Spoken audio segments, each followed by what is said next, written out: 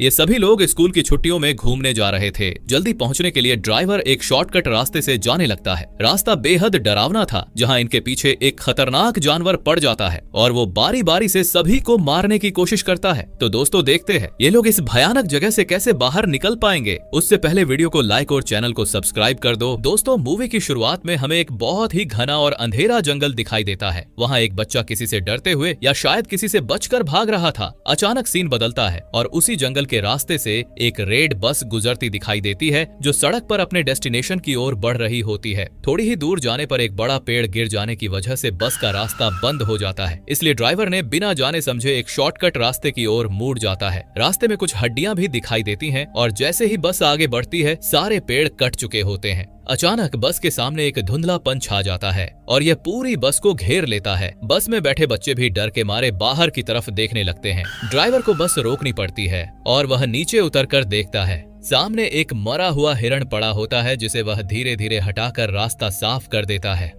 Driver जैसे ही पीछे मुड़कर देखता है तो वो घबरा जाता है और जब वह बस में दोबारा चढ़ा तो पता चलता है कि उसके पीछे कोई आदमी भी चढ़ गया था, जिसने बस ड्राइवर को गन पॉइंट पर पकड़ा हुआ था। वह सभी बच्चों को धमकी देकर अपने सीट पर आराम से बैठने को कहता है और बच्चे डर के मारे उसकी बात मान लेते हैं और चुपचाप बस में बैठ जाते हैं। इसी बस में बैठे हुए एक बच्चे को याद आता है कि उसने न्यूज में इस आदमी के बारे में पढ़ा था। वह एक सीरियल किलर था जो कुछ ही दिन पहले जेल से भागा था और सबसे डरावनी बात यह थी कि सिर्फ टीनेजर को ही निशाना बनाता था, यानी कि वह एक साइकोपैथ था। इस आदमी के कहने पर सभी लोग अपने फोन विंडो से बाहर फेंक देते हैं और ड्राइवर बस चलाता रहता है। लेकिन चलते चलते वह एक और साइन बोर्ड मिस कर देता है, जिस पर लिखा था कि वे एक मिलिट्री के खाली जोन की तरफ बढ़ रहे हैं। मतलब यह एक ऐसा इलाका था जहां कई साल पहले रिसर्च की गई थी, लेकिन अब वहां कोई भी इंसान नहीं रहता था। इसी दौरान उनकी बस एक टनल से होकर गुजरने लगती है। उस टनल में शुरुआत में लाइट्स जल रही होती हैं, लेकिन थोड़ी दूर जाते ही बस अचानक रुक जाती है।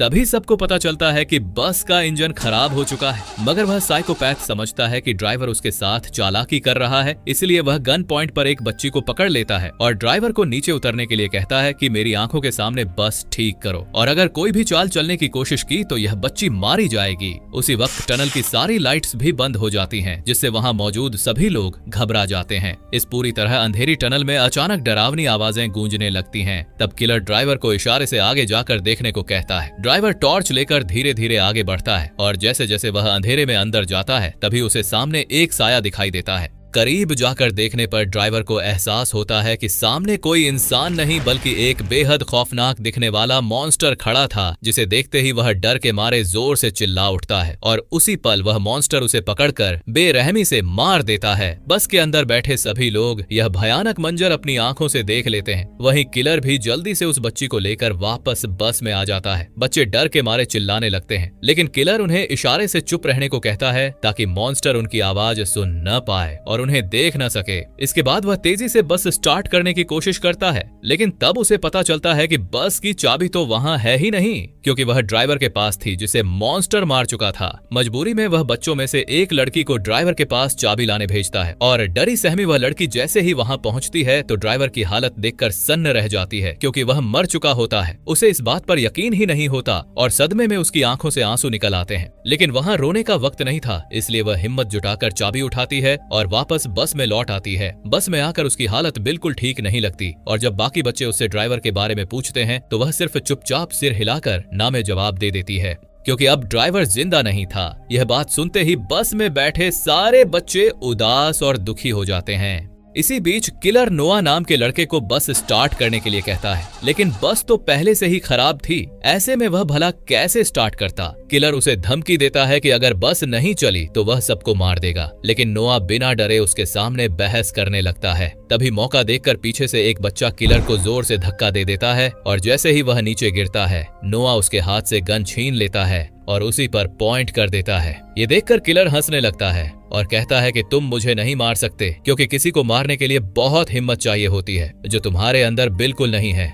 इससे पहले कि नोआ कुछ कर पाता, बस के बाहर से डरावनी आवाजें आने लगती हैं, जिससे सबका ध्यान भटक जाता है और उसी मौके का फायदा उठाकर किलर फिर से गन छीन लेता है। अब तो बस के ऊपर से आने वाली आवाजें भी पहले से कहीं ज्यादा तेज हो चुकी थीं। इन आवाजों की वजह से सारे बच्चे बुरी तरह डर जाते हैं। तभी गुस्से में किलर बस से नीचे उतर जाता है और अंधेरे की तरफ चिल्लाते हुए कहता है कि जो भी है बाहर आओ और सामने से मेरा सामना करो। लेकिन वह यह बोल ही रहा होता है कि अचानक उसकी आवाज थम जाती है। उसके चेहरे पर एक अजीब और डरावनी मुस्कान फैल जाती है और अगले ही पल किसी ने उस पर हमला कर दिया होता है। हमलावर ने उसका सिर उसके धड़ से अलग कर दिया था और बस के अंदर बैठे बच्चे यह सब देखकर एकदम सन्न रह जाते हैं। वे घबरा जाते हैं क्योंकि उन्हें साफ दिखाई देता है कि उस खौफनाक क्रिएचर यानी मॉन्स्टर के एक हाथ में उस आदमी का सिर है और उसके हाथों से कई टेंटिकल निकले हुए हैं जो उस सिर में घुसे हुए थे।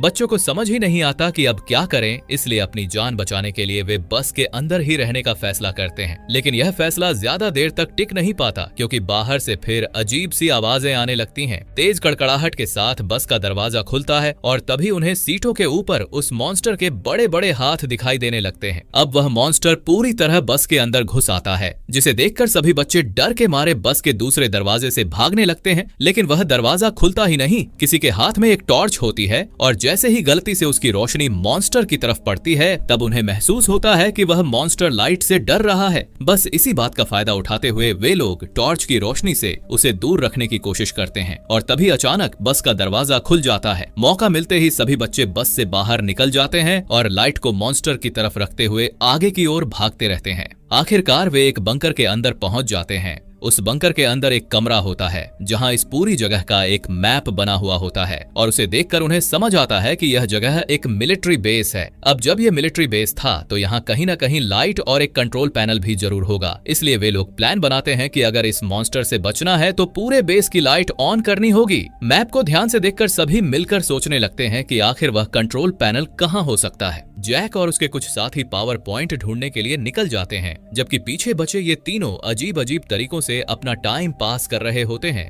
थोड़ी देर बाद एक लड़की दोनों लड़कों से कहती है कि उसे वॉशरूम जाना है, लेकिन डर की वजह से वह अकेले नहीं जा पा रही थी, इसलिए नोआ उसके साथ चल देता है। रास्ते में नोआ बातों बातों में उसे परेशान करता रहता है, जिससे मैरी चुप हो जाती है और उसे जवाब देना बंद कर देती है। काफी समय बीत जाने के बाद जब नोआ पीछे मुड़कर देखता है तो उसे एहसास होता है कि वहाँ मैरी है ही नहीं। ये देखकर उसके होश उड़ जाते हैं और वह जोर जोर से चिल्लाते हुए मैरी को इधर उधर ढूंढने लगता है। तभी उसके दूसरे दोस्त को भी पता चलता है कि मैरी गायब हो चुकी है और वे सब उसे ढूंढते ढूंढते एक दूसरे एरिया में पहुंचते हैं। आखिरकार उन्हें मैरी दिखाई देती है, लेकिन उस वक्त उसके ऊपर एक भयानक मॉन्स्टर मौजूद होता है, ऐसा डरावना क्रिएचर जो मैरी को खाने ही वाला था। मैरी उस भयानक मॉन्स्टर को देखकर पूरी तरह घबरा चुकी थी, लेकिन नोआ हिम्मत दिखाते हुए आग की मशाल से उस मॉन्स्टर को डिस्ट्रैक्ट करता है। तभी उसका दूसरा दोस्त मैरी को वहां से निकालने में कामयाब हो जाता है। मैरी और उसका दोस्त बिना पीछे देखे तेजी से वहां से भागने लगते हैं। उन्हें यह भी ध्यान नहीं रहता कि नोआ उनके पीछे है या नहीं। असल में नोआ के हाथ से मशाल फिसलकर नीचे गिर जाती है और पानी में पड़ते ही बुझ जाती है और अब वह मॉन्स्टर सीधे उस पर हमला करने वाला होता है। उसके मुंह से अजीब सी चीजें निकलकर नोआ के चेहरे पर गिरती हैं और वह खून होता है। जब मैरी और उसका दोस्त वापस आकर नोआ को उस हालत में देखते हैं तो उनके होश उड़ जाते हैं और वे कुछ भी करने की हालत में नहीं होते। तभी इससे पहले कि मॉन्स्टर नोआ को खा पाता, अचानक वहां लाइट जल जाती है। रोशनी पड़ते ही मॉन्स्टर डरकर उसे छोड़ देता है और वहां से भाग जाता है। उसी पल सभी समझ जाते हैं कि उनके दोस्तों को आखिरकार पावर हाउस मिल ही गया है। यहाँ पर जैक और उसके साथी जिन्होंने पूरी जगह की लाइट ऑन की थी, उन्हें पास ही एक कमरा दिखाई देता है जहाँ एक डेड बॉडी पड़ी होती है और उसके आसपास ढेर सारी तस्वीरें और नोट्स फैले हुए होते हैं। उन सभी नोट्स में सिर्फ उसी खौफनाक क्रिएचर के बारे में लिखा होता है, जिसे देखकर ऐसा लगता है कि किसी ने इस मॉन्स्टर पर सालों तक रिसर्च की थी, लेकिन शायद वह इसे मारने में कभी कामयाब नहीं हो पाया। हालांकि इस वक्त उनका मकसद ये सब समझना नहीं था, बल्कि किसी भी तरह जल्दी से वहां से निकलना था। जैसे ही वे आगे की तरफ बढ़ते हैं तभी उन्हें दूर से एक अजीब सा शैडो दिखाई देता है, जिसे देखकर दोनों डर जाते हैं और घबराहट में अपनी सांस तक रोक लेते हैं, क्योंकि उन्हें लगता है कि कहीं यह वही मॉन्स्टर तो नहीं है। लेकिन कुछ ही पल बाद उन्हें एहसास होता है कि वह कोई क्रिएचर नहीं बल्कि कि उनके ही तीनों साथी हैं, जिन्हें देखकर वे बहुत खुश हो जाते हैं और तुरंत उनके पास चले जाते हैं। ये खुशी बस कुछ ही पलों की थी, क्योंकि तभी उनकी नजर मैरी की गर्दन पर पड़े एक गहरे निशान पर जाती है, जो एक गंभीर जख्म था और उसमें से खून निकल रहा था। ये देखकर सभी लोग सोच में पड़ जाते हैं कि कहीं मैरी उस मॉन्स्टर से इफेक्टेड तो नहीं हो चुकी, और इसी डर की वजह से कुछ लोग यह भी कहते हैं कि शायद अब उसे साथ में रखना सही नहीं होगा। लेकिन आखिरकार वे ऐसा नहीं करते और मैरी को अपने साथ ही रखते हैं, ताकि यह पता चल सके कि आगे उसके साथ क्या होने वाला है। इसी सच्चाई को जानने के लिए वे सभी दोबारा उसी कमरे में जाते हैं जहां पहले उन्हें उस क्रिएचर से जुड़ी कई नोट्स मिली थीं। वहां पड़े कागजों में से वे एक नोटबुक उठाते हैं और उसे पढ़ना शुरू करते हैं, जिसमें एक लड़के की कहानी लिखी होती है जिसे अपनी बहन के साथ नई नई जगहें एक्सप्लोर करना बहुत पसंद था। इसी तरह घूमते घूमते एक दिन वे दोनों इस मिलिट्री बेस तक पहुंच जाते हैं और वह लड़का जिसने यह सब लिखा था मैप को ध्यान से देखता रह जाता है और बाकी लोगों से पीछे छूट जाता है। जबकि उसकी बहन आगे की ओर बढ़ती चली गई, तभी वह अचानक कुछ देखकर सन्न रह जाती है,